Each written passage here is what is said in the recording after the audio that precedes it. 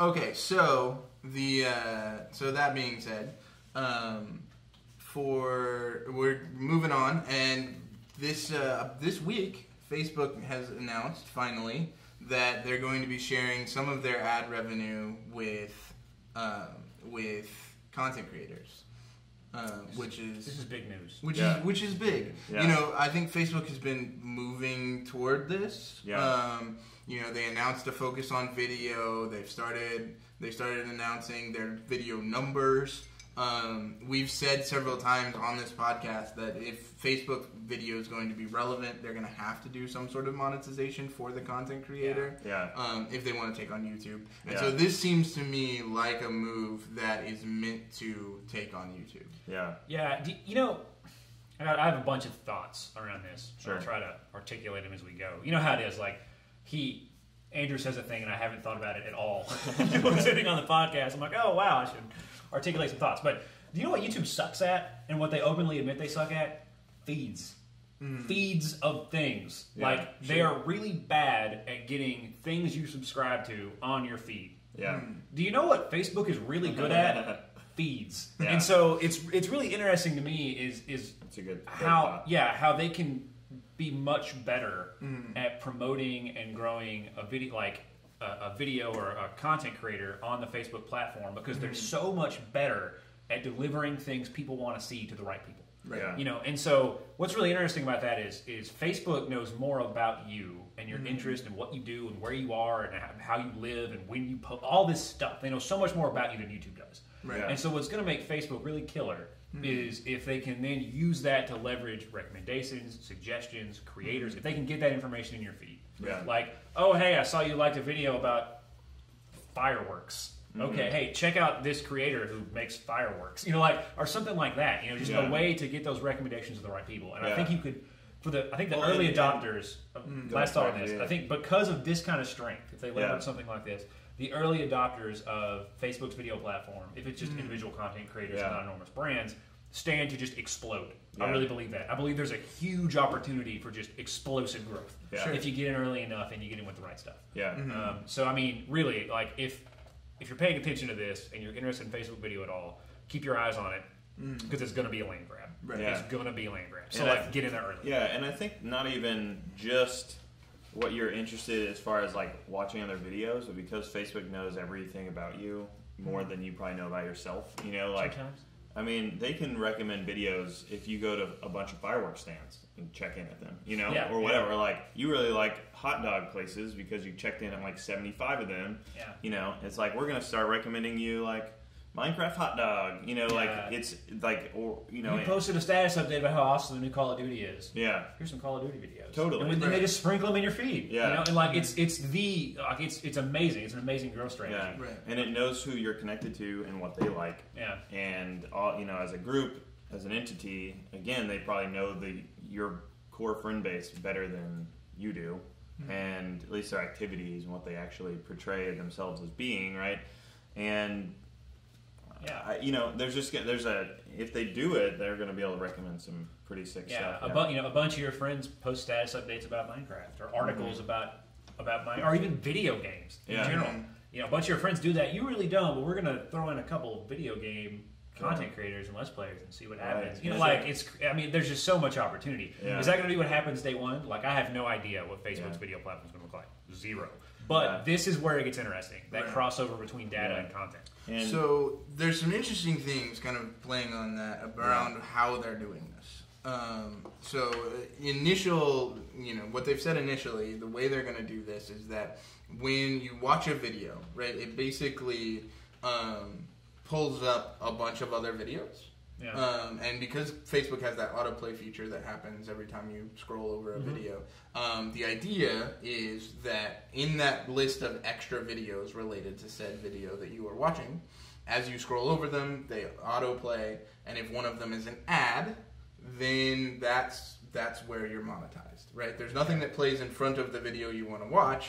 It's when you're scrolling down and things are autoplaying. So who does that money go to? So that's the question, right? First of all, right, what is the split? Because there is some sort of split. Yeah, and then I read this. It's comparable to YouTube. Right. It's like if it's not 45, 65, or 55, 45, or whatever. It's like really close, like 60, 40 or something like that. And then my question is, so on YouTube, right, you have to watch for a particular amount of time for that to count as an ad view for you. Yeah. So for me, right, the strategy of auto-playing it is interesting, but if I keep going and leave the ad behind, right, does it count?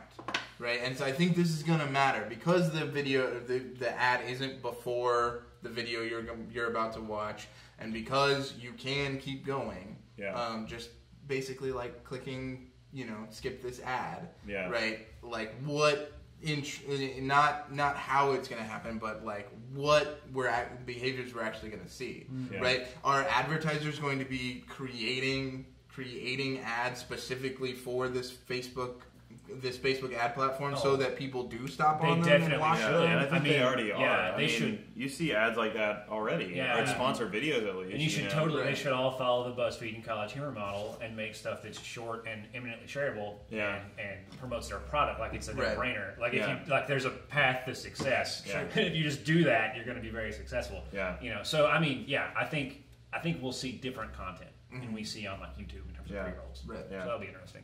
Right, and so you might actually see more monetization because people who have just watched your video are stopping on that video, stopping on that ad video. So it could go either way. The other thing that Facebook has said is that they're sharing with certain content brands, certain content creators. They've used the word certain, so that tells me that they're piloting. They're starting with somebody. We don't. I haven't read anything that tells us who that is yet. Yeah. But it's probably not the mid-tier Let's Players on. You're probably right. Yeah. It's probably BuzzFeed. It's probably College Humor. It's probably, it may be things like, Epic Rap Battles of History or somebody really big that has kind of a broad audience. I would imagine is probably who they're after. I am really worried about the terms that are going to go into their monetization. Are they going to work an exclusivity angle? Like if you monetize through Facebook video, you can't monetize anywhere else. Yeah. Like if things like that going to happen, that's going to get really weird. Yeah. I hope they're open about it. I hope Facebook's approach is, well, hey man, if your video's good, we want it because then we can run ads in front of it and make money. So like, I really hope that's the approach and it's not like nope, here and nowhere else, or even worse, YouTube changes their terms. They're like here and nowhere else. Yeah. Or is that already in YouTube's terms? No.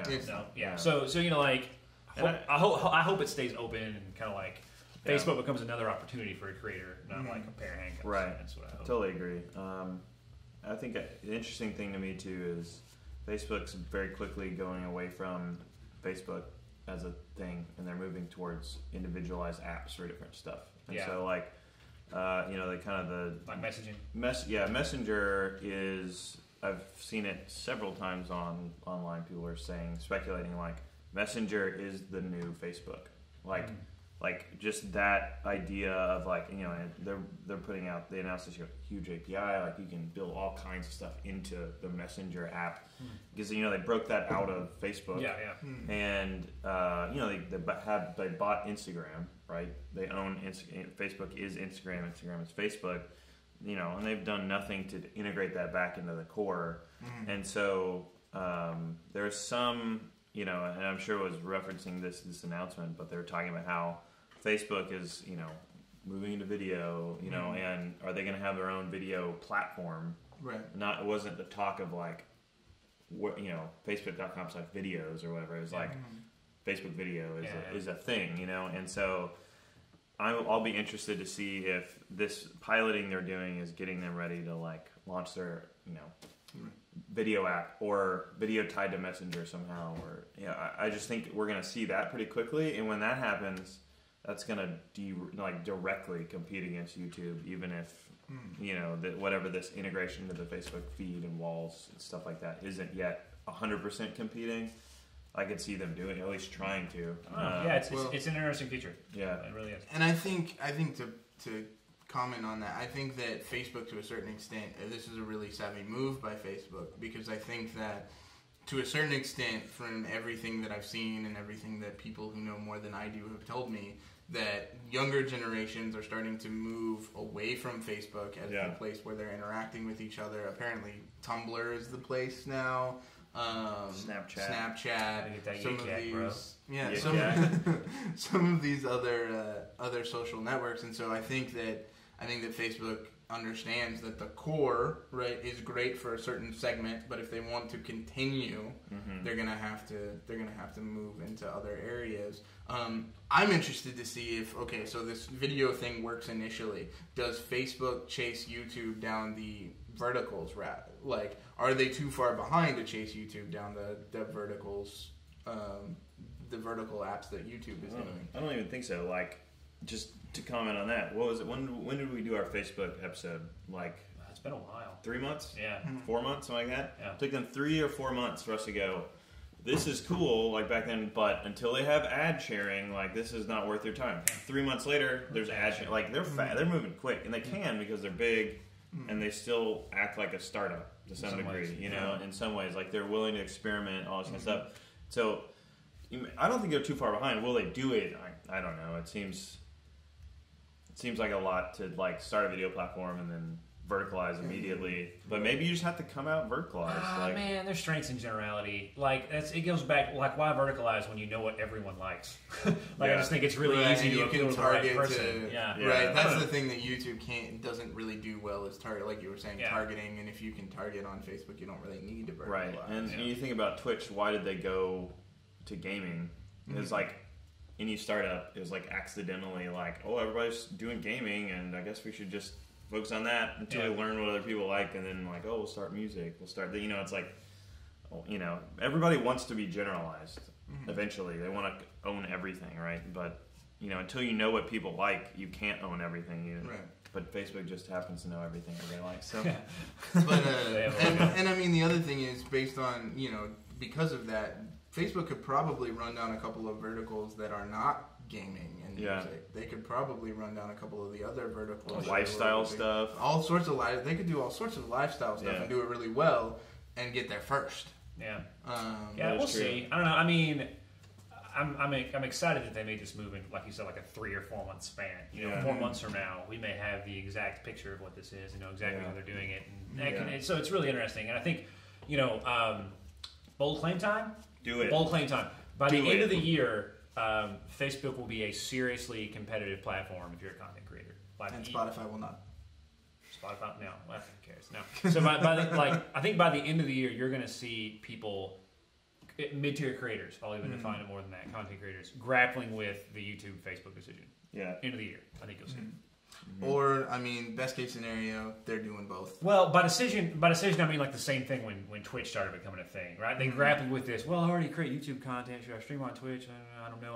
I have so much trouble. And now it's like a foregone conclusion. Sure. I think Facebook will be where that decision was by the end of the year. Like, should I do this? I think it'll benefit me, but it's a lot of, Sure. And by this time next year, foregone conclusion. Yeah, for sure. And, assuming there's tools in place to help you, like, manage content out to all those places, that may be less of a challenging decision. Yeah. Tools that can like push automatically to platforms. Yeah, exactly. Stuff like that. Yeah, that's really interesting. Tell me more.